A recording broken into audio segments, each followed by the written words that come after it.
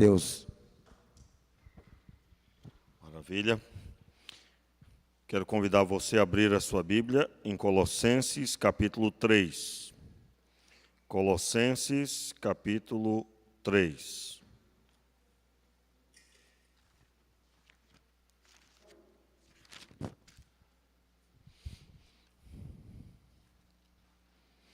Amém, meus irmãos? Nós vamos ler a partir do versículo 1 em diante. Eu quero começar a partir daí, mas antes eu quero orar. Meu Pai, no nome de Jesus, clamamos pedindo a Tua mão poderosa sobre nós, trazendo entendimento, trazendo discernimento espiritual, trazendo a luz para entendermos a Tua palavra. Pedimos, Pai, que o Senhor abra a Tua palavra diante de nós e que os mistérios sejam revelados, que ela seja clara diante de nós. Oramos assim, Pai, tudo quanto vamos estudar seja, Senhor, se torne realidade espiritual na nossa vida.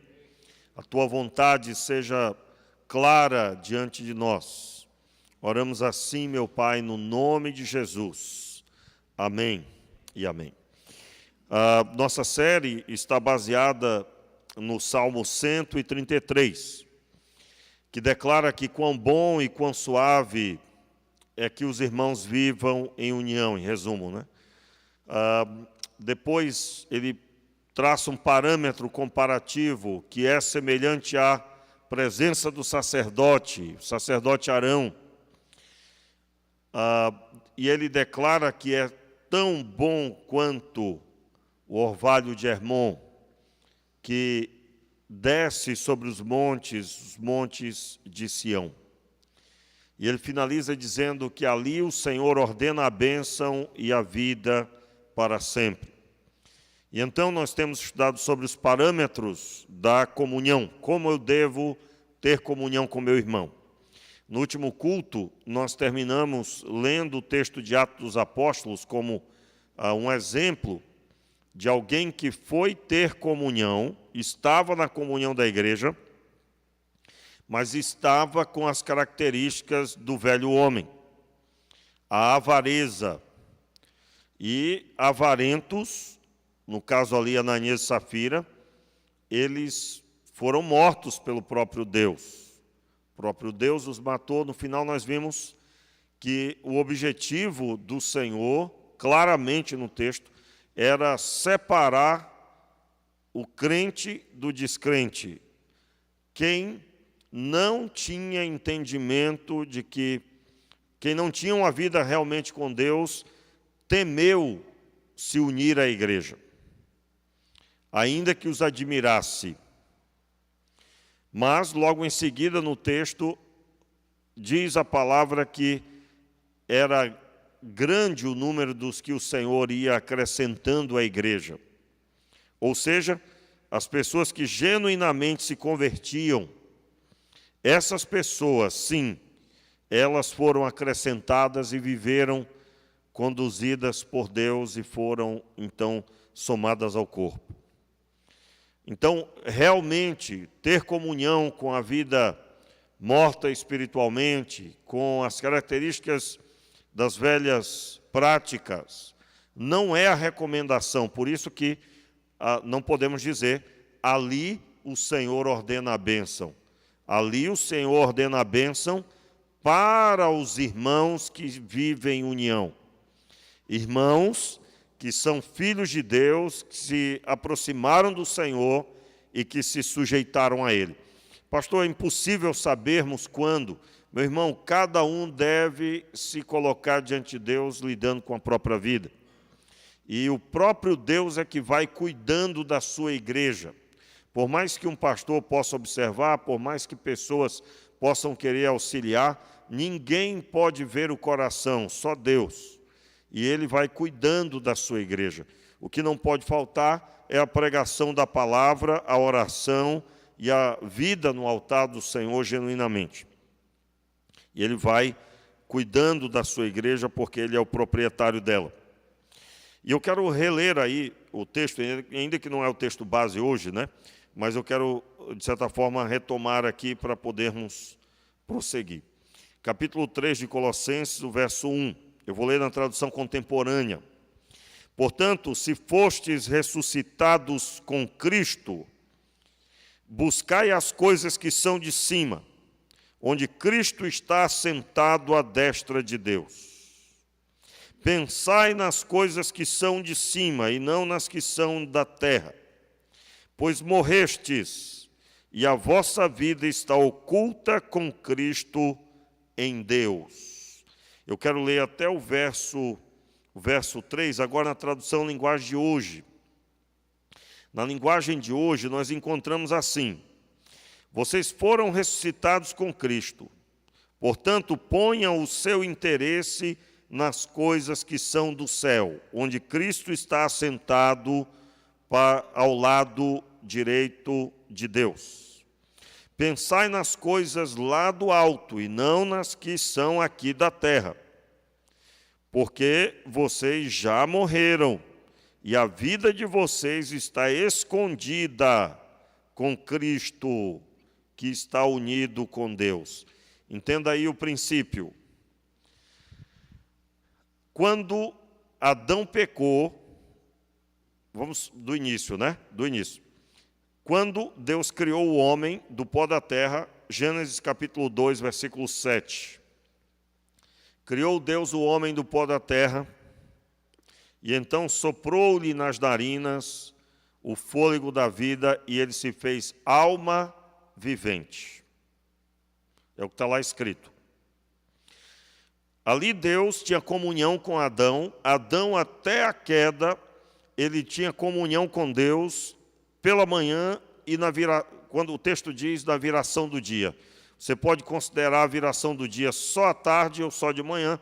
Eu entendo que era tanto pela manhã como no final, momento em que Deus vinha. E naquele dia, Adão cometeu pecado, e quando foi o final do dia, na viração do dia, no momento da escuridão, 6 horas, 5 horas da tarde, Deus veio.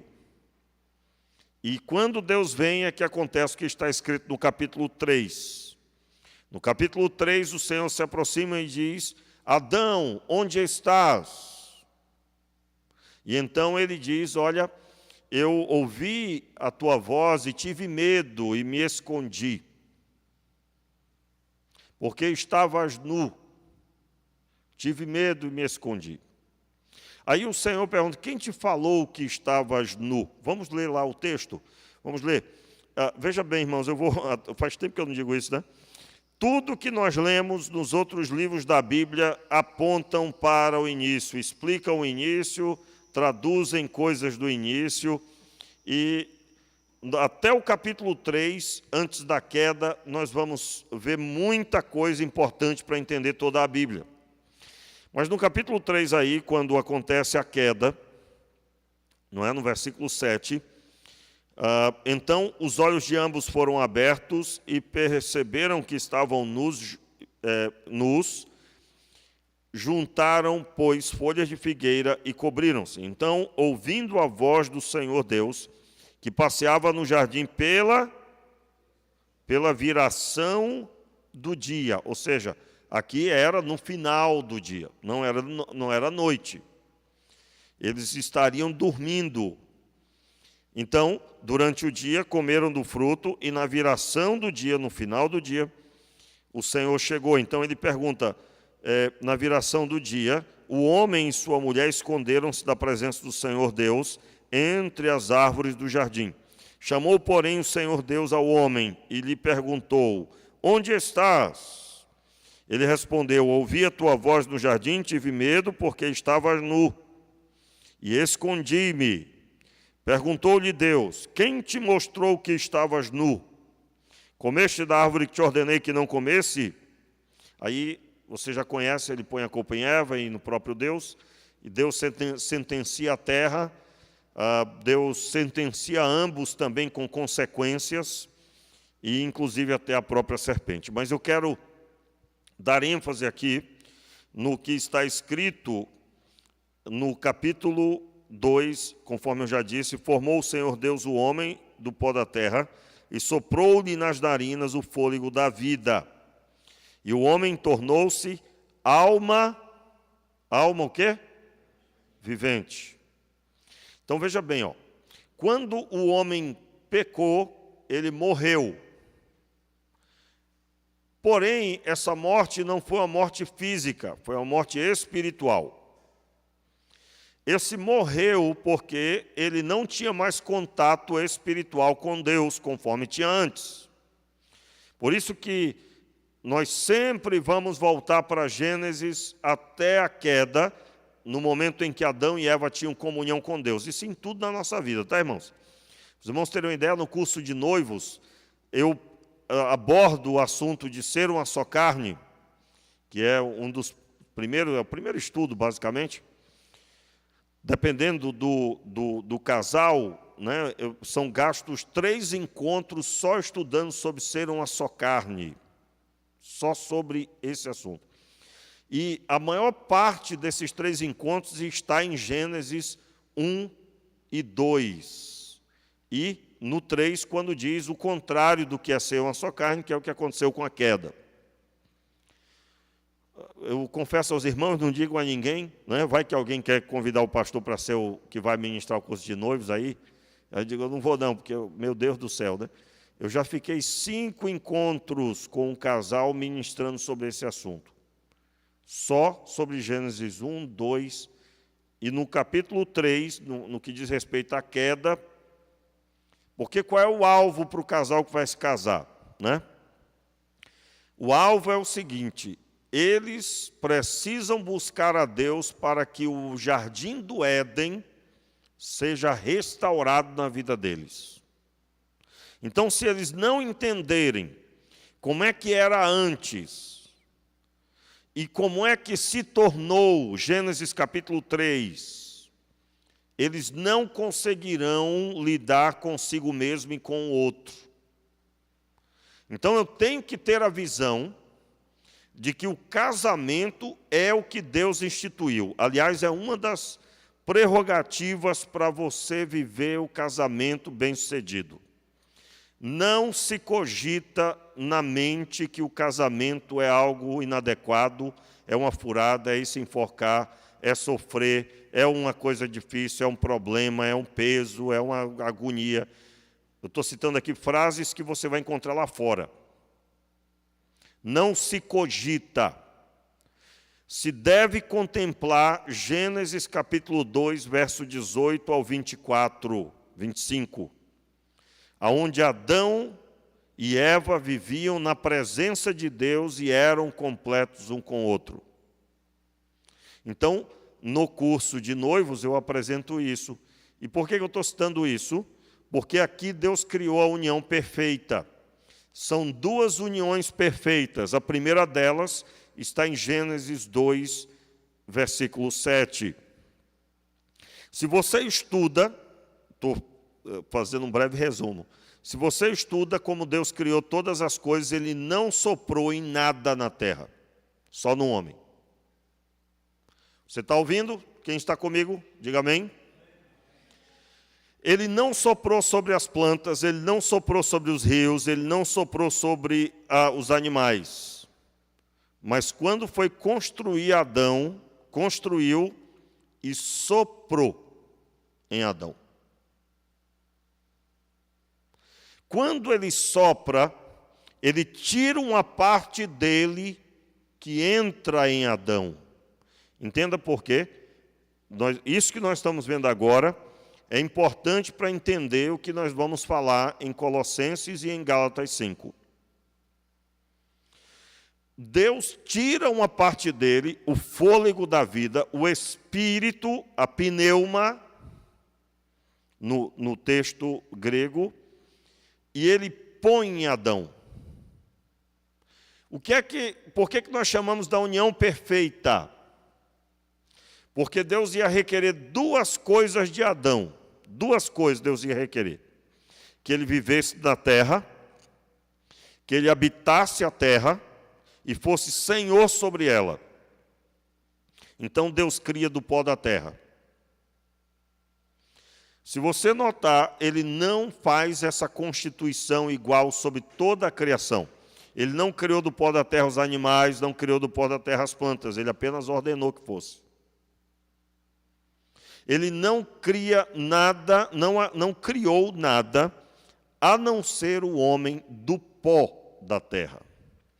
Você vai ler no texto de Salmos que Deus deu a terra aos homens e aos filhos dos homens. E os céus são dele. Então ele cria o homem do pó. E ele diz ao homem que ele deve governar sobre a terra. Então, quando você vai estudar sobre uma pessoa que fez um transplante, e a pessoa faz um transplante de um órgão, ela terá que tomar remédio a vida inteira para que aquele órgão não seja rejeitado pelo corpo. Porque ele não é dele. Ainda que tenha compatibilidade sanguínea, o órgão colocado não é daquele DNA.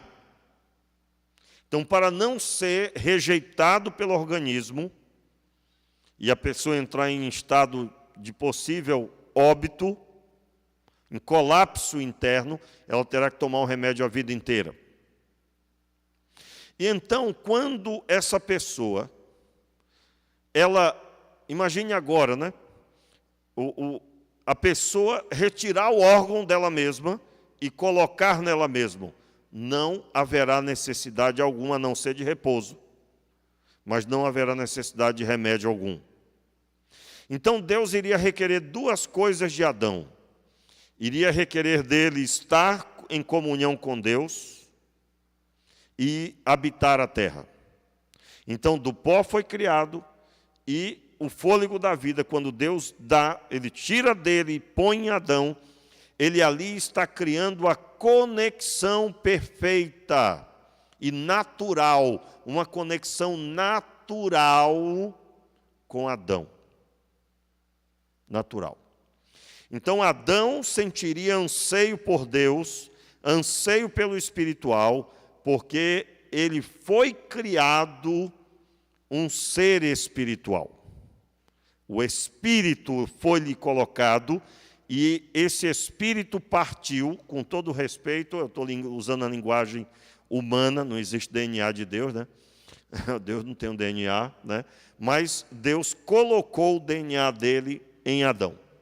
Eu estou usando essa figura de linguagem para dizer que o homem carregaria características do próprio Deus e o homem teria familiarização automática com Deus, porque parte dele foi feito a partir do próprio Deus.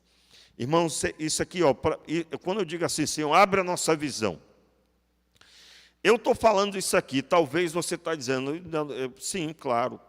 Mas quando o Espírito Santo abre a nossa visão para ver isso, algo acende na nossa vida. Acende. E eu passo agora a ter ciência do que Deus fez. E aí eu quero agora relembrar você alguns trechos da Bíblia.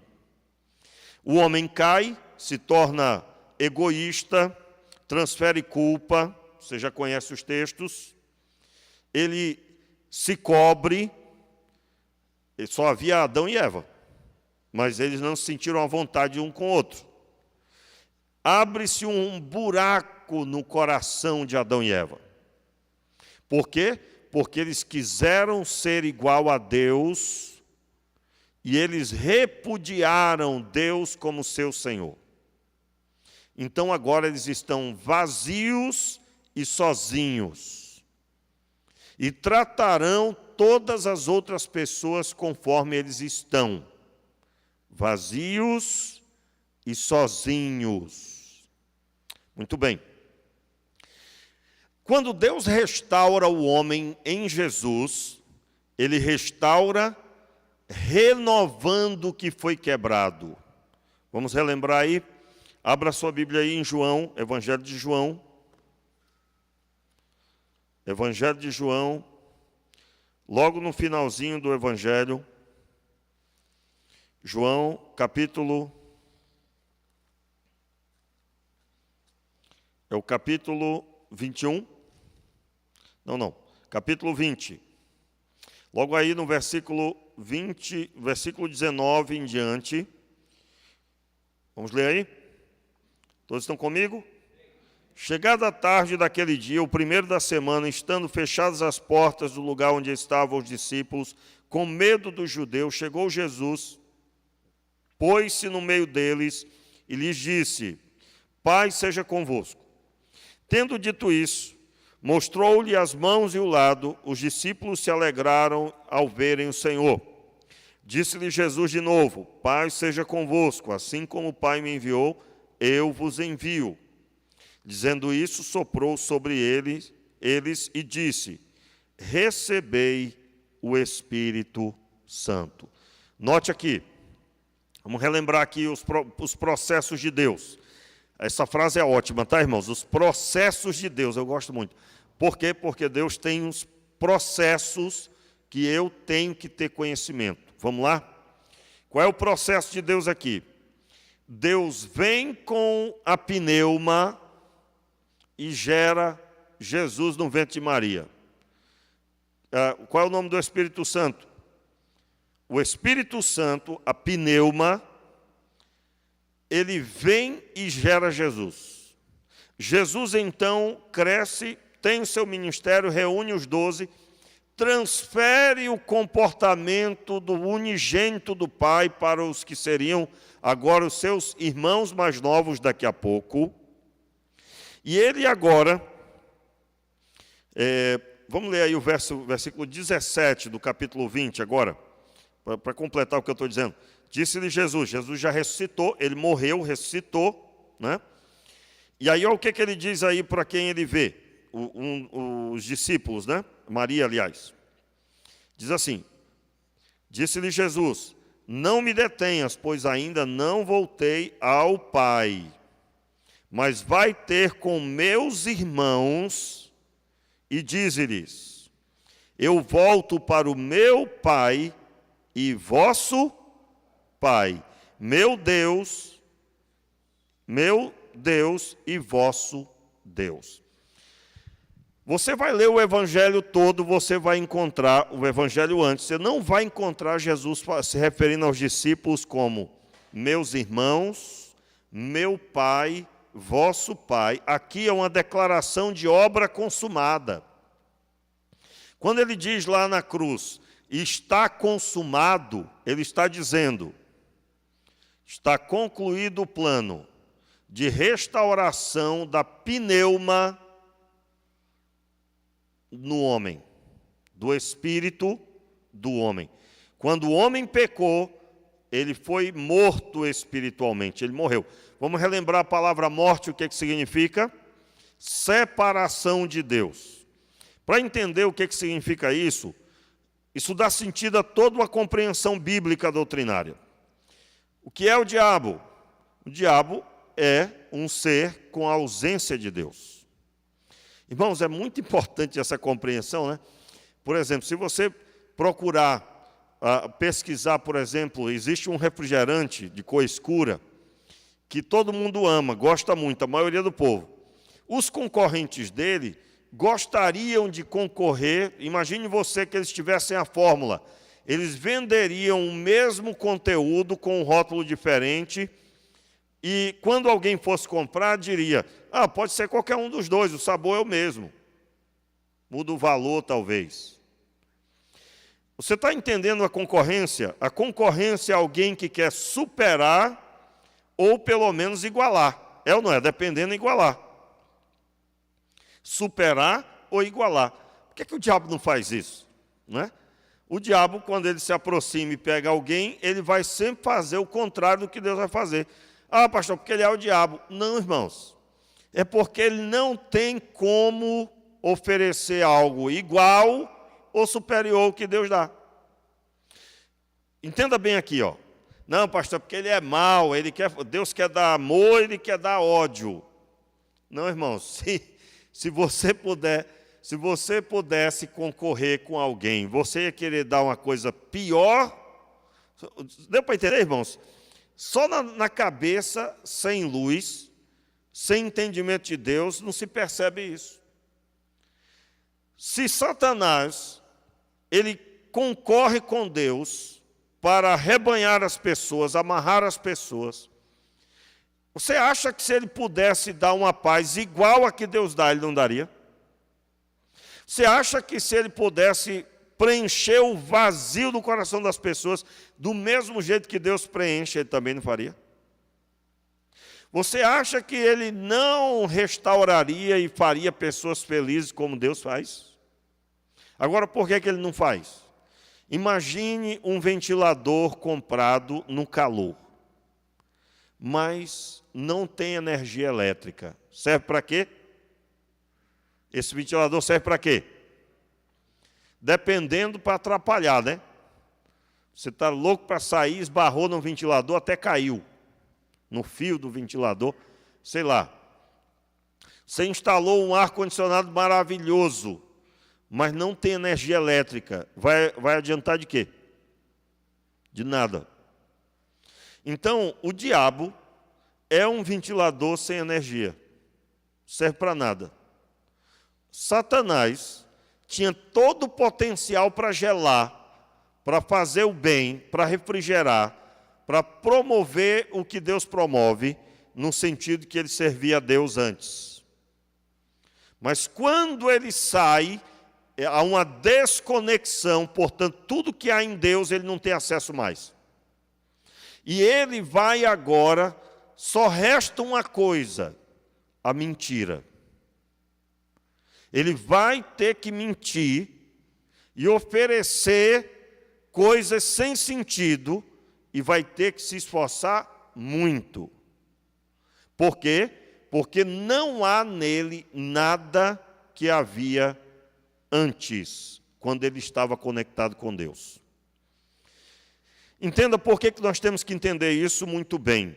O homem sem Deus, ele quer ser feliz, mas a felicidade só em Deus é possível.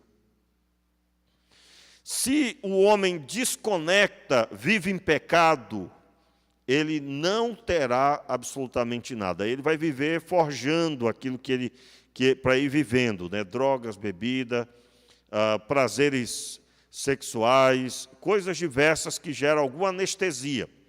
E tem muitas, tá, irmãos? Por exemplo, jogo. Jogar na internet, jogar com um jogo em casa. Eu não estou dizendo que é pecado. Eu estou dizendo que alguém pode ter momentos de êxtase. Eu cheguei até o final desse jogo e eu venci. E aquilo gera uma sensação de prazer, de vitória. Alguns têm prazer com a comida. Normalmente tem até um programa chamado Quilos Mortais, né? Todas elas, a maior parte, aliás, transportou a sua ansiedade, buscou suprir o vazio e alguma tristeza e direcionou para a comida. E a comida, meus irmãos, vai gerar um efeito. E aí você já conhece o final. Então, essas anestesias, que é fruto desse vazio de Deus na vida da pessoa, nós precisamos compreender muito bem isso, porque nós podemos estar dentro da igreja, ainda debaixo desse legado maligno. Se é que eu posso dizer assim. Muito bem. Então, quando Jesus se aproxima dos discípulos, depois da ressurreição, ele sopra sobre eles. Por quê? Porque agora estava sendo restaurado o que foi quebrado, destruído com a queda de Adão. Ele sopra sobre os discípulos e ele declara, versículo 22 do capítulo 20, dizendo isto, soprou sobre eles e disse, recebei o Espírito Santo. E aqui eu encerro essa introdução sobre esse assunto, e eu quero finalmente falar aquilo que eu quero dar ênfase. O que é que nós precisamos entender sobre este assunto? Quando eu fui salvo, eu recebi o Espírito Santo que me restaurou espiritualmente. Espiritualmente eu estava morto e o Espírito Santo, ele recriou o meu espírito. eu tenho um espírito recriado. Irmãos, esse assunto que eu estou falando aqui, esse assunto, nesse ponto, ele abre a mente da pessoa para ela caminhar convicta do que ela tem que fazer, do que ela vai ter que tirar da vida dela, como que ela vai se conduzir, como que ela vai refazer a agenda diária dela, baseado nessa compreensão que eu estou falando agora. Quando eu aceitei Jesus, Deus soprou nas minhas narinas e eu fui recriado e eu ressuscitei com Cristo. Mas isso afetou o meu espírito, não o meu corpo. O corpo continua o corpo oriundo de Adão. Entenda aí, O corpo continua o corpo caído. O espírito foi recriado com a presença do Espírito Santo. Antes eu não sentia a presença de Deus, agora sinto. Não entendia as coisas espirituais, agora entendo. O espiritual foi restaurado. O fôlego de vida de Deus foi reposto. E a presença do Espírito Santo habita em mim. E aí, irmãos, essa história assim, a pessoa diz, rapaz, pastor, misericórdia, eu já li a Bíblia toda, eu não entendo nada. Meu irmão, presta atenção. Tem algum problema aí. Algum problema. Primeiro, você tem que separar o que é humano e o que é espiritual. O Espírito Santo, ele não dá aula de português. Então, se você não entende uma palavra em português, você tem que pegar um dicionário. Você tem que pegar um dicionário. Então, você tem que preencher essas lacunas. O Espírito Santo, ele vai te dar um entendimento espiritual do que o Senhor está falando. Isso é automático, mas você tem que preencher as lacunas. Se você tem dificuldade de leitura, você tem que romper com essa dificuldade, senão você pode ler um texto errado. O Espírito Santo não dará aula de português, irmãos, como não dá aula de nenhuma língua. Isso não é com o Espírito Santo. Os irmãos estão entendendo? Isso não é com o Espírito Santo. O Espírito Santo, ele te mostrará, te dará entendimento automático das coisas espirituais. Isso é um estado de espírito a partir do dia que você aceitou Jesus. Porém, o seu corpo continua o corpo oriundo de Adão. Pastor, olha só, eu nasci de novo, sou nova criatura. O senhor está dizendo aí que eu não sou nova criatura, não? Resolva para mim esse texto. As coisas velhas já passaram. Meu irmão está falando de pecado. Ali está falando as coisas velhas passaram, porque você teve seus pecados perdoados, mas seu corpo continua o mesmo. Ou alguém viu alguma coisa diferente. É verdade, irmãos, que depois que aceitou Jesus, você ficou bonito, né? Porque, irmãos, pense numa coisa que Deus faz, tem uma palavra lá no Acre que a gente falava, que é embonitar. Né?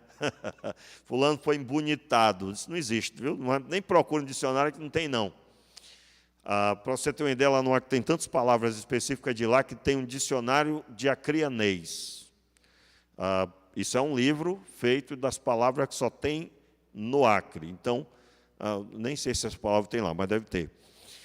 Então, pode acreditar que Deus traz uma beleza, sim, porque o estado de espírito transparece satisfação. E o estado de espírito é que você teve sua vida recriada.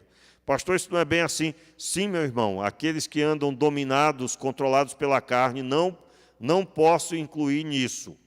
Terão um semblante de ansiedade, semblante de tristeza, que é as obras da carne. Está claro isso aí? Eu estou falando para quem anda em Deus, quem anda no Espírito, quem tem o mover do Espírito Santo. Veja que isso resolve definitivamente. Quando o Senhor vier, nós teremos um corpo transformado, nós seremos transformados num piscar de olhos. Esse corpo mortal será transformado em um corpo celestial, um corpo glorificado. Por que será transformado o corpo? Porque ele é a última herança de Adão que só será definitivamente destruída e a vitória estabelecida definitivamente na vinda do Senhor. Então, aí por isso que toda lágrima será enxugada, toda dor não existirá mais, porque nós não teremos mais nada, absolutamente nada, oriundo de Adão, da queda de Adão. Muito bem, antes de lermos de novo o texto de Colossenses, vamos para Gálatas 5, só ler os primeiros versículos, o versículo 16. O versículo 16, por exemplo, que diz assim, só para comprovar o que eu acabei de dizer. Digo, porém, andai no Espírito, e não satisfareis os desejos da carne. Pois a carne deseja o que é contrário ao Espírito, e o Espírito que é contrário à carne. Estes opõem-se um ao outro para que não façais o que quereis. Então veja bem, eu acabei de dizer que o corpo, quando você aceitou Jesus, o seu espírito foi recriado. Nós vamos ler textos que vão comprovar melhor isso. Nas próximas 2 mensagens, pelo menos, eu vou ter que retornar nesse assunto, e aí eu vou acrescentando novos textos, porque eu sempre procuro fazer dessa forma, né?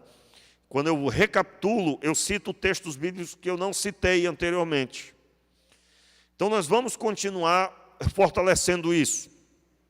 Mas eu quero aqui dizer, veja bem, há uma aflição na mente de muita gente. Porque a pessoa diz, eu tenho que jejuar, eu tenho que orar. Eu preciso orar, eu tenho que ler a Bíblia. E a pessoa está aflita porque ela sabe que ela está fraca espiritualmente, e ela quer vencer e ser uma pessoa abençoada, mas ela vai com muita aflição sobre isso, para buscar. Quando, na verdade, ela precisa primeiro compreender, irmãos, e essa compreensão é a compreensão de bilhões, zilhões de dólares, né? Em ouro puro, sei lá, eu até fiquei de procurar saber o que vem depois de zilhões, né? Porque não tem preço o que a gente fala das coisas de Deus, então não dá para comparar. Mas eu quero dizer aqui o seguinte, se você não separar aí na sua mente o que eu estou dizendo, você não saberá tomar decisões. Como assim? Sou um homem de Deus, sou uma pessoa abençoada. Sim, você teve seu espírito recriado, o Espírito Santo habita em você. Mas, no demais, o que você tem a dizer? A carne ainda é a carne oriunda de Adão. E é aí que eu não posso beirar abismos, porque a carne ainda está presente com a herança da desobediência de Adão. Quantos estão entendendo? Digo amém. Então, o que é que eu vou fazer? Porque há uma confusão, irmãos. Mas eu não sou de Deus, pastor, por que eu não posso ficar beirando um abismo só para me ver o poder de Deus me livrando? Não, rapaz, você não pode. Como assim não pode? Um princípio fortíssimo em Provérbios, sobre a mulher adúltera. E tem um homem adúltero também, tá, irmãos? Lá diz a mulher adúltera, mas tem um homem adúltero também. O texto diz para o jovem que não tem sabedoria que ele não deve chegar nem perto da porta da casa dela. Agora, por quê? Porque se ele chegar perto da porta da casa dela e tiver acesso ao que o próprio texto diz, que os seus lábios são como favos de mel, e o próprio texto também diz o que ela fala, ou seja, a sedução, e ela vai convidar para um relacionamento, e ali a carne pode tomar a liderança, e então ele não resistirá e se entregará às obras da carne. Claro que eu estou falando do Antigo Testamento com a linguagem de Novo Testamento, mas você está entendendo o que eu estou dizendo. Da mesma forma, nós podemos ver aqui, no texto de Gálatas 5, claramente o que eu estou dizendo. A carne luta contra o Espírito que habita em mim. E o Espírito é contrário à carne, por quê? Porque, é claro, ele é o Senhor manifesto na minha vida, e ele está ali para me conduzir para as coisas do Senhor. Então, o que eu tenho que fazer? Eu tenho que cortar a alimentação da carne. Mas antes de cortar a alimentação, aí vem um erro que muita gente comete. Ó. A pessoa tenta domesticar a carne. Lembra do que eu falei? Domesticar a carne. Eu não ia ler, irmãos, mas volte aí para Gálatas 5 novamente, só para ler o final. Gálatas 5. Gálatas 5, aí na parte, no trecho, que diz assim, logo em seguida do fruto do Espírito, versículo 24. E os que são de Cristo Jesus crucificaram a carne com as suas paixões e desejos. Volte um pouquinho agora, o versículo 19. As obras da carne são conhecidas, as quais são prostituição, impureza, lascívia, e tem a lista, né? A lista. Idolatria, feitiçaria, inimizade, porfia, ciúmes, iras, pelejas, dissensões, facções, invejas, bebedices, orgias e coisas semelhantes a essas. Ou seja, tem mais coisas, né? Aí ele segue o texto, aí logo pula para o fruto do Espírito, e ele declara o seguinte, verso 24 novamente, e os que são de Cristo Jesus crucificaram a carne com as suas paixões. Então a carne não se domestica. A carne você tem que matar. Ela tem que estar morta. O que significa crucificaram a carne? A carne, estando morta, ela tem vontade. O morto tem vontade, irmãos? Né? Pode até pedir, quando eu morrer, eu quero que você me vista com a roupa tal. Aí a família lá, né? Irmãos, o pastor sabe de cada história, não quero ouvir, né? Não quero ouvir, eu já ouvi de tudo, já vi de tudo. Mas eu digo para você uma coisa que, depois que morreu, acabou. Acabou e acabou, viu? Acabou. Veio à minha cabeça aqui uma história de estarrecer, deu até processo depois, né? Uma senhora que era muito pesada, o caixão teve que ser encomendado, para os irmãos terem uma ideia, e foi conversado com a... Isso aconteceu no Rio, era seminarista, e houve todo um diálogo com a funerária sobre que tinha que ser uma coisa muito reforçada, o peso da pessoa era muito grande. Era uma senhora muito amada pelos seus filhos, tinha muitos filhos, né? Todos já adultos, casados, já tinha neto, já a senhora que morreu. Né?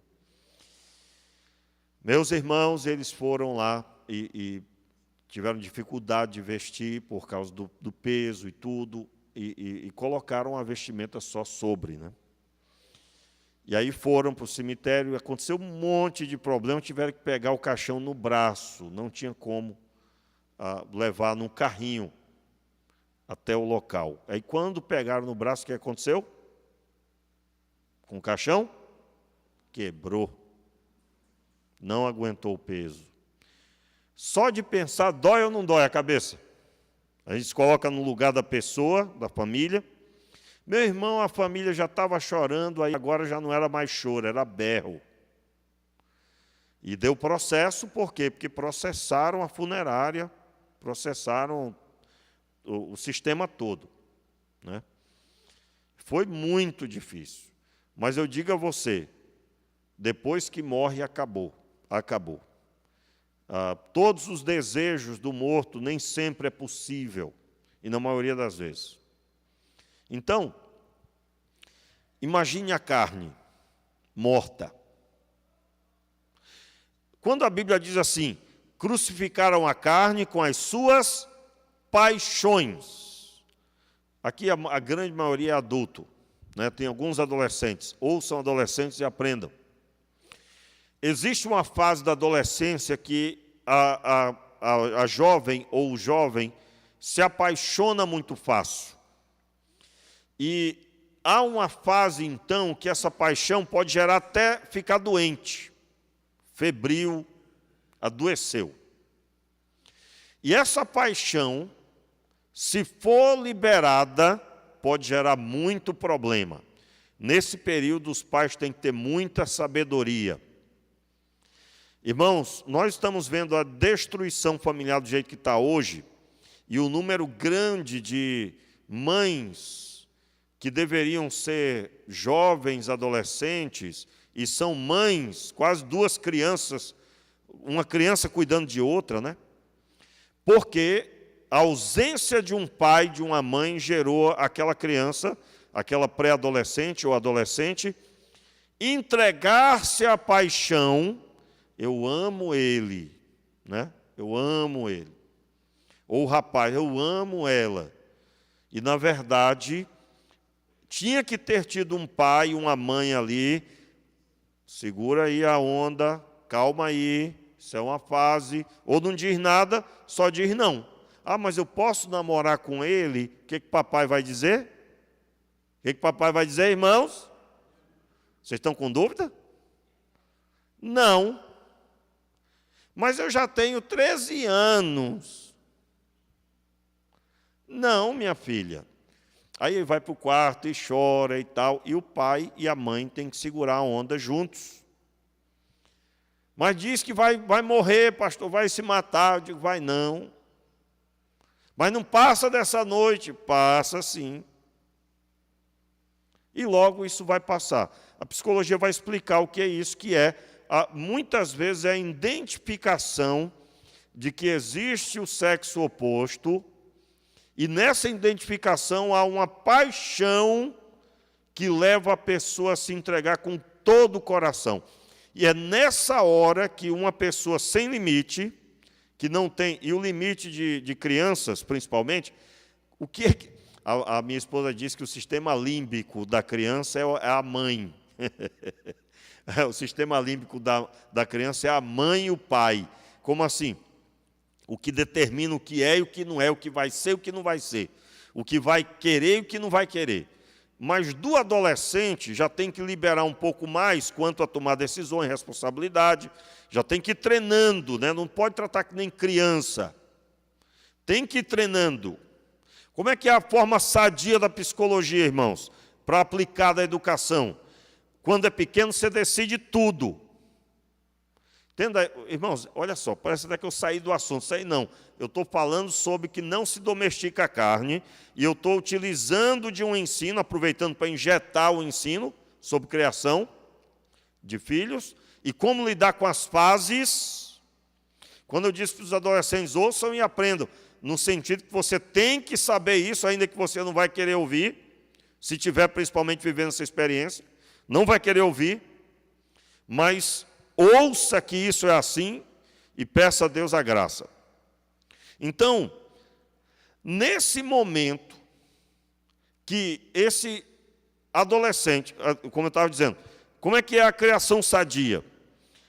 Quando é pequeno, a roupa que vai vestir uma criança, 6, 7 anos, 9, 10, qual é a forma sadia? Irmãos, não vou alfinetar ninguém aqui, hein? Está todo mundo aqui vacinado, abençoado, né? Que todo mundo sai voando com as asinhas dentro de casa.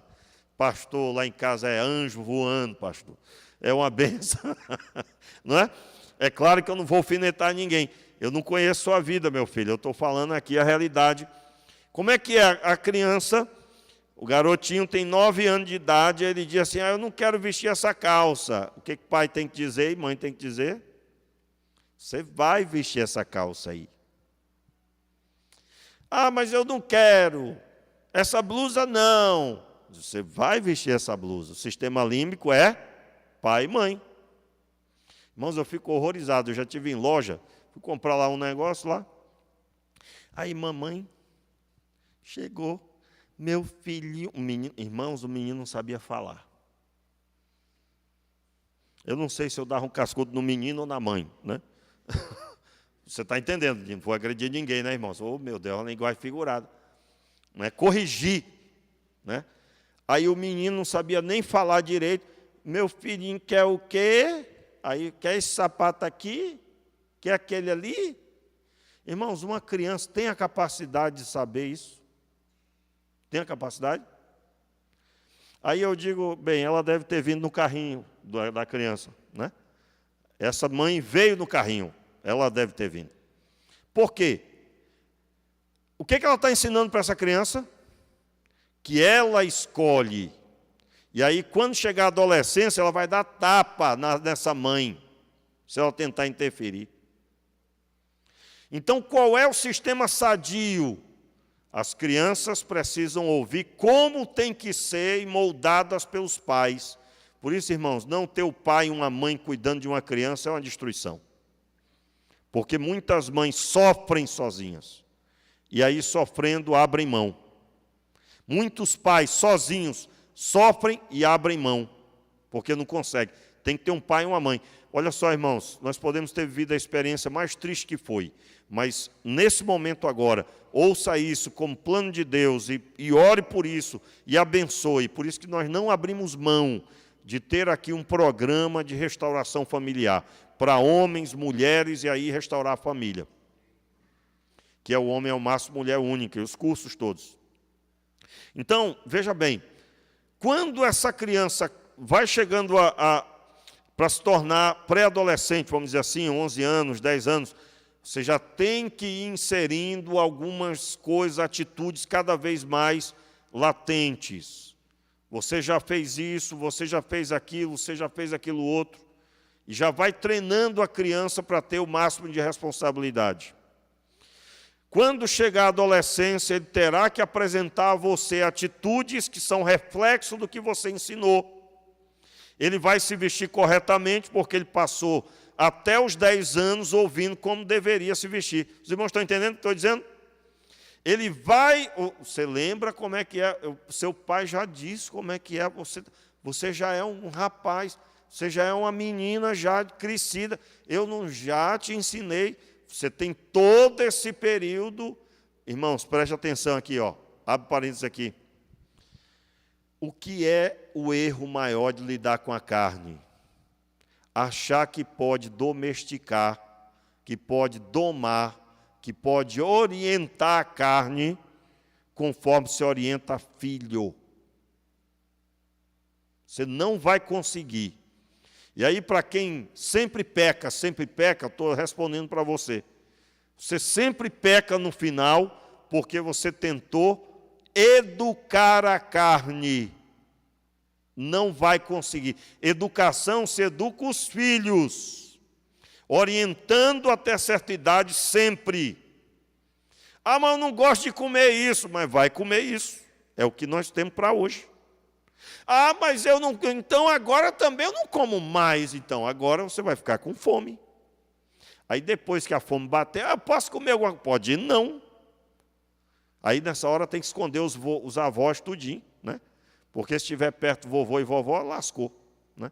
Mas eles vão entender, né, também. Senão você põe no milho também. Não, aí não, né, irmão? No milho não, aí não, né? Mas você entendeu? Então não confunda as coisas. Então, quando chega a adolescência, que vem o período da paixão, é não, irmãos. Agora imagine um adolescente sem o pai e a mãe ali monitorando, ajudando, orientando. Vai vir a paixão pelo garoto, vai dizer para o garoto que ama, só que vai passar dos limites e aí vem uma gravidez. E aí só Cristo na causa, né? Porque ela não tem condições, estrutura, e não tem um pai. E muitas vezes, cadê o garoto? Ah, ele disse que não sabe nem quem é essa pessoa. Aí você já imagina. Então, o que é que aconteceu ali? Não houve orientação, foi deixado solto e automaticamente vem a destruição. Nós que estamos em Deus, corremos o risco de achar que estamos bem educadinhos, bem corrigidinhos. Não estudei doutrina, estou sabendo que não pode, e tal, aleluia. Né? Aí vira a esquina, o desejo vem, toma liberdade e peca. Por que aconteceu isso? Porque não se negocia. Se alguém for por esse caminho, vai se dar mal. Qual é a orientação bíblica? Crucificar a carne. A carne tem que estar morta. Pastor, eu já orei declarando morta, e veio o desejo. Quando vier, você vai dizer, opa, está morta. Não tem querer. Como que vai ter desejo se morreu? Agora, para isso acontecer, você tem que estar conforme a Bíblia, movido pelo Espírito Santo, e o Espírito Santo vai te mover para buscar a Deus, e ao provar as coisas de Deus, você vai perceber que antes você estava enganado, e agora que você está são. Irmãos, o normal é sentirmos a presença de Deus. Eu digo a você que eu estou aqui pregando, e conforme eu vou falando, eu vou sentindo mais ainda. Há momentos que eu estou pensando na Bíblia, eu sinto a presença de Deus. Isso alimenta que eu estou no caminho certo, crucificado com Cristo, e a carne morreu. O que é crucificar? Não existe vontade da carne, pois está morta. Não há negociação, não há vazão, porque o que está morto não fala, não se move, não tem desejo, não tem vontade. E aí eu expliquei sobre a criação de filhos, porque nós podemos achar que estamos bem domesticadinhos, educadinhos. Eu sou batista, pastor, mas não tem relevância nenhuma espiritualmente. Como assim? Meus irmãos, o que ordena é a palavra de Deus sendo cumprida, não a carteirinha de membro. Nem temos, né? Nós não usamos esse termo. Nem temos carteirinha, nós não temos esse costume. Então, qual é a dinâmica do Espírito? Eu tenho um Espírito recriado, o Espírito Santo habita em mim, eu sou nova criatura, as coisas velhas passaram, Ele zerou a minha conta, eu estou caminhando em Cristo, e quanto à carne, ela está crucificada, eu matei a minha vontade, a herança de Adão não tem vazão na minha vida. E aí, meus irmãos, por exemplo, jejuar, por exemplo. Você já jejuou?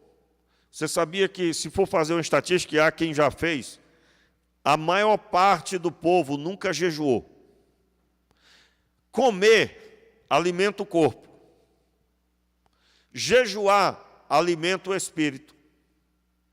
Isso significa que, se você não consegue crucificar a carne, é uma boa pedida você esmurrá-la, como o próprio Paulo diz. Esmurro a minha própria vontade, porque a vontade do homem está coligada, está ligada à origem com Adão. Foi com a própria vontade que Eva caiu e Adão também. Então eu quero nessa noite deixar claro aos irmãos, e aí eu encerro só lendo aqui o texto. Acabou que não fiz a metade do que eu tinha projetado, mas eu creio que para hoje está no limite. O Colossenses 3, nós paramos aí no verso 3, no versículo 4, quando Cristo, que é a nossa vida, se manifestar, então também vós vos manifestareis com Ele. Eu quero parar hoje à noite, observando aqui na tradução que eu li, na tradução linguagem de hoje, verso 4, Cristo é a verdadeira vida de vocês, e quando Ele aparecer, vocês aparecerão com Ele e tomarão parte na sua glória. Na tradução, aliás, o versículo 3, irmãos, eu acabei confundindo, é o verso 3. Pois morrestes, e a vossa vida está escondida com Cristo em Deus. Em outras palavras, o que ele está dizendo aqui é que, quando eu estou vivendo a vontade de Deus, a minha vida que está escondida em Cristo, ela é revelada. E aí vem o versículo 5. Vamos ler o verso 4 de novo. Quando Cristo, que é a vossa vida, for manifesto, também vos manifestareis com Ele em glória. Sendo assim, fazei morrer tudo o que pertence à natureza terrena. E aqui, eu vou encerrar observando com vocês isso aqui, ó. A natureza terrena, qual é a natureza terrena? Imoralidade sexuais, impureza, paixão, vontade má e ganância, que também é idolatria, que no caso, na tradução que nós lemos aqui inicialmente, a contemporânea, fazei, pois, morrer a vossa natureza terrena, a prostituição, a impureza, a paixão, o vil desejo e a avareza, que é idolatria. Esses primeiros são características. Aqui, em outras palavras, são identidades. É uma pessoa que é avarenta, que tem como identidade o desejo vil. Veja bem, ela está 24 horas lidando com paixões, com impurezas, com a prostituição. Isso faz parte da conduta dela. E note, Paulo vai dizer para fazer morrer essa natureza. Só que o mais pesado ainda está mais à frente, ó. O versículo 8. Agora, porém, abandonai também todas estas coisas. Aí ele vai citar a ira, a cólera, a malícia, a maledicência e palavras torpes da vossa boca. Não mintais. Veja bem, as primeiras palavras que ele usa são sentimentos. Qual é o primeiro sentimento aí? A ira, a cólera, a malícia, a maledicência. Veja bem, sentimentos que eu tenho, e aqui vem a derrota principal. Irmãos, ó, nunca se foi tão movido pelos sentimentos. Observe aí. Você vai comprar uma roupa, dependendo da roupa é ótima, mas você não gostou da cor. Você lembra do tempo que não existia isso? Quem lembra? Só quem tem 40 anos para cima. Eu acho que 35, não sei. Como assim? Você vai comprar uma roupa. É uma roupa. Não importa o design. Não importa a cor. No sentido, eu gosto de uma cor mais vívida. Não, irmão. Você tem que ter a roupa. Então, não se envolvia sentimento. Sapato. Um sapato, está calçado, está bom, no meu tempo. É ou não é? Os mais antigos, ninguém quer ser antigo, né, irmãos? Ninguém quer ser antigo, né? Mas no tempo que nós éramos crianças, por exemplo, não tinha esse negócio assim. Eu acho que por isso que se calçava o quichute, né? Irmãos, e quando saía para a escola, que amarrava ele até, as mulheres, né, faziam isso, amarrava ele até o joelho, o cordão, o cadarço, né? Não vou perguntar se alguém aqui fez isso, porque ninguém fez, né? Ninguém fez. O pastor tem uns negócios de ficar expondo a gente aí, rapaz. Mas ninguém fez isso, não. Mas o quichute, irmão, se você põe hoje para um garoto usar, ele vai dizer, meu pai está me torturando. Meu pai está me obrigando a passar vergonha. Eu estou falando de uma forma geral. Porque a roupa tem que gerar sensações boas. O que você veste, o que você compra, o que você come, tudo tem que gerar sensações ótimas. Nunca se foi tão movido pelo sentimento e que gera uma pessoa tomar decisões. Qual é a dinâmica de quem vai obedecer à vontade de Deus? Vai romper com o sentimento e vai agir obedecendo. Entenda aí esse princípio, ó. Quando Deus amou o mundo de tal maneira, Ele não ficou falando que amou, Ele agiu. Todas as vezes que Deus fala sobre obediência, requer de alguém uma atitude. Se você for perguntar para o amor do mundo como é que é, são amor de palavras, são coisas ditas somente, não há prática. Então a pessoa diz uma coisa, mas age completamente contrário àquilo que diz. Isso é o mundo. Diz que vai ser bom, mas foi uma destruição. Não, use isso aqui que você vai ser feliz. E você vai ter a destruição completa. Então, qual é a visão para quem quer obediência? Você precisa entender como funciona a vontade de Deus. A vontade de Deus, ela não caminha movido pelo sentimento. Aí, irmãos, é baseado nisso, você tem uma geração que quando fala assim, e aí, meu filho, o Senhor chega e diz aí, você precisa, você quer me servir, você quer me obedecer, então você tem que perdoar. Não, Senhor, mas eu não senti ainda de perdoar. Aí, mas como assim? O que eu estou sentindo é muita dor, muita raiva ainda, ó. Viu aqui a natureza terrena? Ira, cólera. Ou seja, é um bando de crente que é movido pela natureza terrena, legalizando a natureza terrena, coitadinho, coitadinho. Pastor, o senhor não sabe o que eu passei, eu ainda tenho muita dor no meu coração. Aí chora. Aí, olha só o pastor na hora dela. Aí o pastor não cai uma lágrima, né?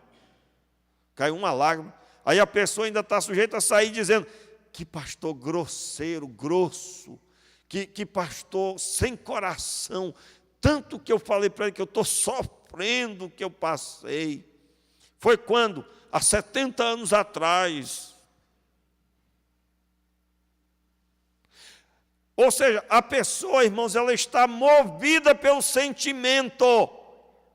Ela ficou na natureza terrena. Ela sente a dor, e porque ela sente a dor, ela se sente no direito de continuar no caminho que ela está. E obedecer a Deus é assim, ó. Abraão, sai da tua terra, da tua parentela, da casa de teu pai, e vai para uma terra que eu te mostrarei. Olha como é que seria na visão dos homens. Adão, está a fim de sair? Está a fim de sair da tua terra? Da tua parentela? Não, o Abraão, não vou pedir para você sair da casa do seu pai, é demais, né? Você vai se sentir muito sozinho, não vai?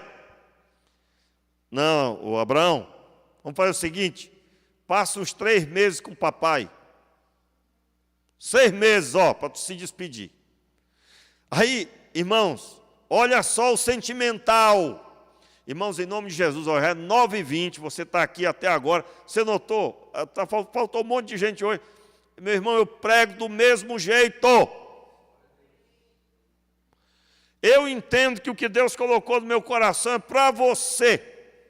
Deus tem uma palavra para a sua vida, que está aqui escrito.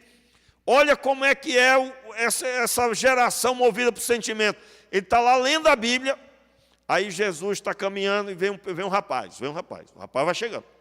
Jesus, te seguirei por onde quer que fores. Aí Jesus lasca uma patacada zona nele, quando diz, as raposas têm seus covis, as aves do céu têm seus ninhos, mas o Filho do Homem não tem onde reclinar a cabeça. Aí o crente, lendo, poxa Jesus, mas palavra dura, né? Coitadinho dele, o que ele falou de errado? Aí chega outro, no mesmo texto, está assim, Senhor, deixa primeiro enterrar o meu pai, deixa os mortos enterrar os seus mortos. Aí o crente lendo, poxa Jesus, mas coitado dele, morreu o papai, deixa ele velar, coitadinho dele. Aí já começa a chorar, irmãos. Quantos estão entendendo o que eu estou dizendo? Vai dificultar até ler a Bíblia. Meus irmãos, o caso é sério. Aí a pessoa ouve lá, ó, você tem que ser dizimista, tem que ser ofertante. Mas, Senhor, o Senhor sabe que eu estou passando, meu dinheiro não dá para nada. Aí a pessoa começa a chorar, aí ele chega, nessa hora do dia da minha oferta, eu não estou nem com receio, porque eu sei que Deus entende o meu coração e sabe o que eu estou sentindo. Irmãos, geração movida pelo sentimento. E quando o Senhor ordena obedecer, você tem que obedecer agora. E qual é o benefício? o livramento da morte. Mas sobre isso nós vamos falar, porque agora, irmãos, nós vamos abraçar. Agora a pancadaria vai ser pesada nas nossas costas, porque não está doendo só em você. Você acha que isso aqui não está sendo pesado para mim? Por quê? Porque nós vamos lutar todos os dias, e a carne tem que ser crucificada todo dia. Meus irmãos, tem muito material aqui para trabalharmos. Aí você entende o texto de Jó. O anjo chega lá, vai ser destruído tudo. Junta a tua família e vamos embora. Leia o texto lá depois. E eles demoraram, ao ponto que os anjos pegaram no braço deles e arrancaram eles de lá. Por quê, irmãos? Você acha que a mulher de Ló não estava olhando, mas esse meu micro-ondas vai ficar, não dá para levar não. Não, essas panelas que eu ganhei no casamento, nosso casamento, não, isso aqui não vai. O sentimento, irmãos. Irmãos, essa é a geração que mais valoriza o sentir. Vai namorar com um rapaz. Mas ele não é bonito. Mas ele é de bom coração, bom caráter, servo de Deus. Mas eu estou orando por um que eu me sinta melhor. Mais bonitinho para me apresentar para minhas amigas. Olha a futilidade, irmãos. Ela está pensando no rapaz para apresentar para as amigas. Poxa! Deu até assim um negócio, né? Irmãos, eu sei que é pesado, não é o que eu estou falando, mas é ou não é? É ou não é a geração atual? irmãos. Aí, coitado dos trabalhadores, que às vezes o bichinho não tem essas bonitezas, mas, né? Mas o bichinho está lá jogado, porque essa geração faz uma triagem. Faz uma triagem. Aí gera o que aconteceu, né? Quando eu estava namorando com a Vanessa, irmãos, o pastor da minha igreja, o pastor Agostinho, teimava em dizer, não acredito que ele está namorando com a minha tão bonita. Aí quando casou, piorou, dizia, você casou com a mulher tão bonita, e eu doido para dizer, mas era meu pastor, digo, mesma coisa do senhor, olhe para a sua mulher. Mas não podia, né? Tinha que respeitar ali e tal, porque poderia soar como de respeito. Mas o meu pastor também não era essas bonitezas, e a esposa também era uma pessoa, do mesmo jeito que ele falava da minha, aí a gente brincava até no meio da juventude com essas histórias. Mas assim, é um tempo maravilhoso que nós temos que restaurar, que é o princípio da Bíblia. Meus irmãos, quando Deus ordena obedecer, não tem sentimento, tem atitude. Então você não venceu até hoje as obras da carne, os desejos da carne, você tem que fazer a triagem do que é desejo que controla e fazer a triagem dizendo, espera aí, o Senhor me ordenou orar sem cessar, isso vai ser difícil sim, e eu vou optar por isso. Eu vou ler a Bíblia, vai vir um sono, eu vou ler em pé, porque a Bíblia diz que eu tenho que ler. Eu vou romper com o meu sentimento. Isso, irmãos, tem gerado pessoas que só leem a Bíblia quando estão num momento maravilhoso. Não está com sono, não está com fome, porque o sentir está em primeiro lugar. E aí não tem condições de viver experiências extraordinárias, porque não entendeu que Deus ordena, e quando Ele ordena, Ele sabe o que Ele está dizendo. E nós precisamos romper com o sentir. Por isso que Jesus, para nos salvar, Ele rompeu com o que era agradável e abraçou a morte. Abraçou a morte. Fique de pé no seu lugar, vamos orar. Perdoe pelo horário. Meu Pai, nos dê a graça de rompermos com a vontade, com os desejos da carne, crucificando a carne.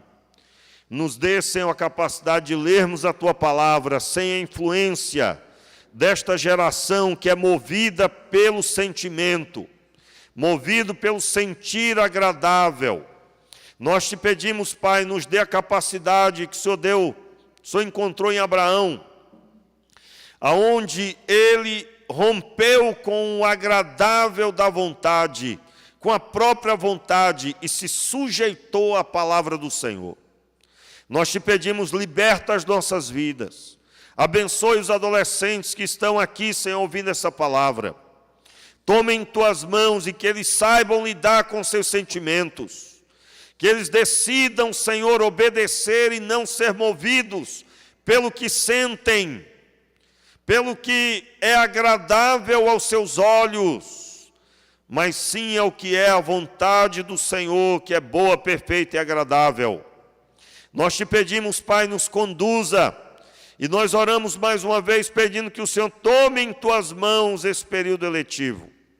Nos abençoe, meu Pai, leva os teus filhos em paz, em segurança, dê a cada um, Senhor, a direção, e ainda essa noite, que os teus filhos almejem buscar a tua presença, no nome de Jesus.